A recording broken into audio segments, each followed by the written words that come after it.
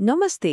आज हामी एउटा यस्तो पर्वको कुरा गर्दैछौँ जुन रङ र उज्यालोले भरिएको छ।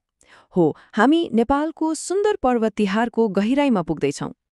ल सोच्नुहोस् त, एउटा यस्तो चाड जहाँ मान्छेले मात्रै होइन, काग, कुकुर, गाई अनि प्रकृति आफैले पनि सम्मान पाउँछ।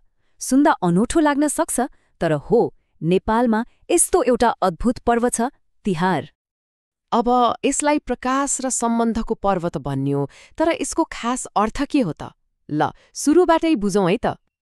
नेपालमा दशैं सकिने बित्तिकै तिहारको रौनक सुरु भइहाल्छ।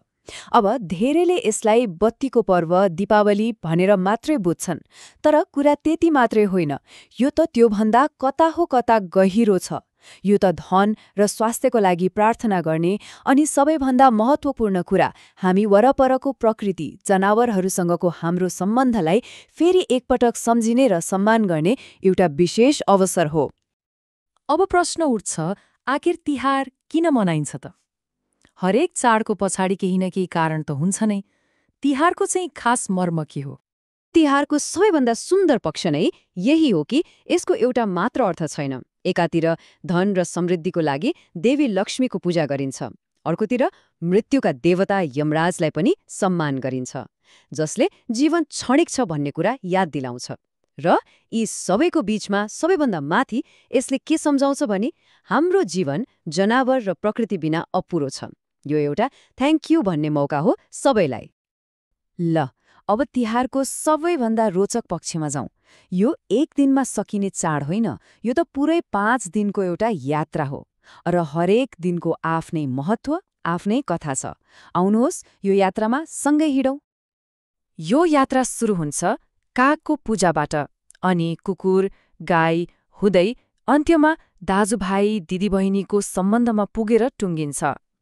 हरेक दिनले हामीलाई सम्बन्धको एउटा नयाँ पाठ सिकाउँछ। ल, यात्राको पहिलो दिन। यो दिनको सुरुवात अलि अनौठो लाग्न सक्छ, तर निकै अर्थपूर्ण छ। यो हो काग तिहार। हो, हामीले सुनेको त्यही काग जसलाई यो दिन विशेष सम्मानका साथ पूजा गरिन्छ। अब काग नै किन त? हाम्रो संस्कृतिमा कागलाई सन्देशवाहक अर्थात् मेसेन्जर मानिन्छ। काग करायो भने केही खबर आउँदैछ भनिन्छ नि, होइन त? हो, त्यही विश्वासले गर्दा यो दिन घरको छतमा कागलाई मिठो मिठो खानेकुरा दिएर पूजा गरिन्छ। आश के हुन्छ भने वर्षभरि कागले राम्रो खबर मात्रै लिएर आओस्। पहिलो दिन सन्देशवाहकको सम्मान भयो। अब दोस्रो दिन पालो आउँछ हाम्रो सबैभन्दा इमान्दार साथीको। हो, कुकुर तिहार। यो दिन मित्रता र वफादारीको उत्सव हो। कुकुरलाई किन यति धेरै सम्मान? किनभने उनीहरू घरको रक्षक मात्रै होइनन्, परिवारको सदस्य जस्तै हुन्। र सबैभन्दा राम्रो कुरा के हो भने यो दिन घरमा पालेको कुकुरलाई मात्रै होइन, सडकका कुकुरलाई पनि माला, टीका र मिठो खानेकुरा दिएर सम्मान गरिन्छ। उनीहरूको निस्वार्थ प्रेमको कदर गरिन्छ। साँच्चै, यो देख्दा मनै छुन्छ। ल, अब हामी आइपुग्यौँ तिहारको सबैभन्दा मुख्य दिनमा, तेस्रो दिन। यो दिनलाई तिहारको मुटु नै भन्दा पनि हुन्छ, किनभने यो दिन साँच्चीकै झिलिमिली र उज्यालो हुन्छ, र दुईवटा महत्त्वपूर्ण पूजा एकैसाथ गरिन्छ। यो दिनको सुरुवात हुन्छ गाईको पूजाबाट।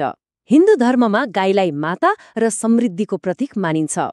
तर जब साँझ पर्दै जान्छ, हो, तब सुरु हुन्छ तिहारको खास रौनक। हरेक घर, हरेक गल्ली दियोको उज्यालोले अनि भुइँमा बनाएको रङ्गीन रङ्गोलीले झकिझकाउ हुन्छ। यो सब तयारी किन?